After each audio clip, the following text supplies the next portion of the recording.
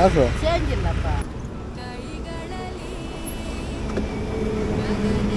ಅಮ್ಮ ನಮಸ್ತೆ.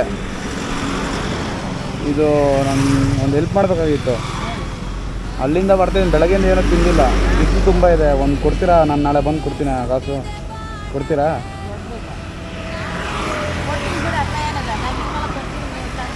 ನಾನು ನಾಳೆ ಬಂದು ಕೊಟ್ಟಿಲ್ಲ ಅಂದರೆ ಕಾಸು ಹಾಂ ಯಾವುದಾದ್ರೂ ಕೊಡಿ. ನಾನು ನಾಳೆ ಬಂದು ಕೊಟ್ಟಿಲ್ಲ ಅಂದರೆ ಪರವಾಗಿಲ್ವಾ?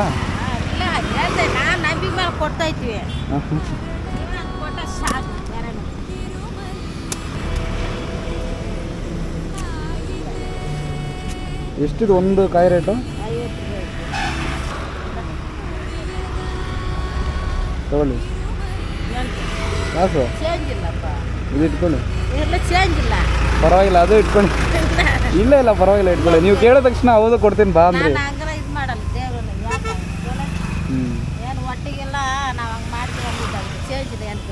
ಇಲ್ಲ ಇಲ್ಲ, ಅದು ನೀವೇ ಇಟ್ಕೊಳ್ಳಿ, ಪರವಾಗಿಲ್ಲ. ಇಲ್ಲ ಇಲ್ಲ ಬೇಡ, ಊಟ ಮಾಡಿದ್ದೀನಿ ನಾನು.